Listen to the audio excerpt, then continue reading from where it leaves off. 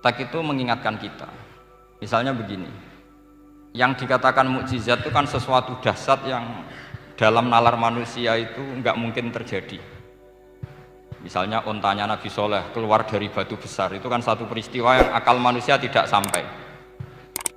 Begitu juga tongkatnya Nabi Musa membelah Laut Merah, yang akal manusia itu tidak sampai. Tapi pikiran itu menurut mazhab kita yang waras ini, saya ulang lagi, kita yang waras itu pikiran kriminal, itu salah. Saya ulang lagi ya, kita semua kan umatnya Rasulullah Shallallahu Alaihi Wasallam. Semoga benar-benar umatnya Nabi, bukan Islam yang kumat. Karena orang Islam itu pilihannya hanya dua, kalau nggak bersatu umat Islam ya Islam yang kumat. Kumat itu agak gitu, namanya kumat dalam bahasa Jawa. Begini, saya ulang lagi ya.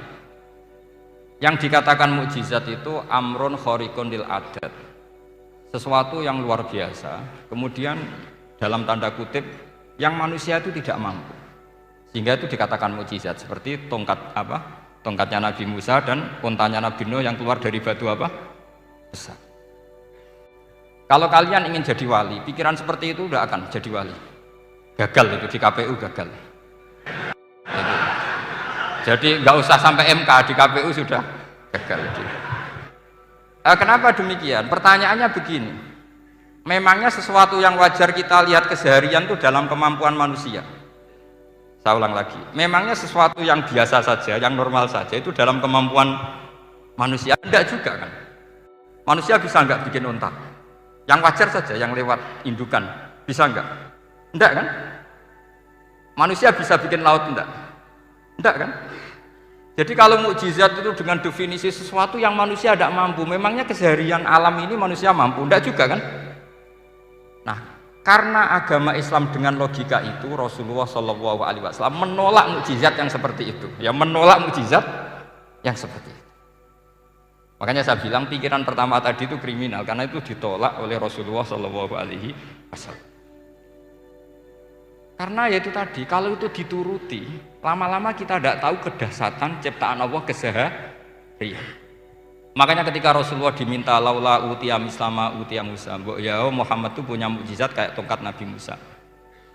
Kasolihin Nuh, kasolihi Soleh. Apa karena koti apa? Soleh. Sebagaimana untanya Nabi Soleh. Apa jawabnya Allah? Wa ma min dabatin fil ardi wala ta'iri yatiru bi janahihi illa umamun amsalukum. Bagian dijawab inna fi khalqis samawati wal ardi wa ikhtilafil laili wan nahar sampai saat terusnya wa tasrifir riyah saat terusnya la ayatil liqaumi yaqilun. Karena logika yang terbangun begini, dan ini saya ulang lagi, ini syarat utama jadi wali. Ini masih satu poin. Nanti ACC-nya nunggu ketua-ketuanya. Tapi kamu jangan bayangkan wali itu kayak Sunan Kudus tunda. Jadi kalau kamu jadi wali itu maknanya kullu mukminin waliyullah, itu di Ihya kan banyak. Setiap mukmin itu walinya Allah. Tapi maknanya gini, waliyullahi wong sing disaakeni Allah. Itu jadi enggak usah dimaknani kekasih Allah. Ya.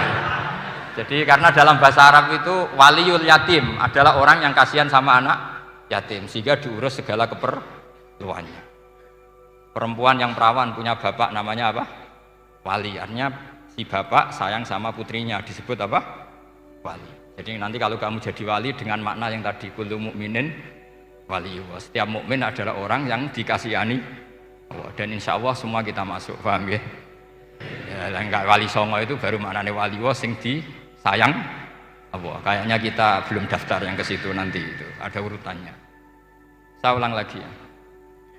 Kalau kita mengakui kudrohnya Allah nunggu mukjizat, yaitu nunggu tongkatnya Nabi Musa membelah Laut Merah, nunggu ada unta keluar dari batu, maka itu kecelakaan besar dalam tauhid, kecelakaan besar dalam kesaksian kudratullah.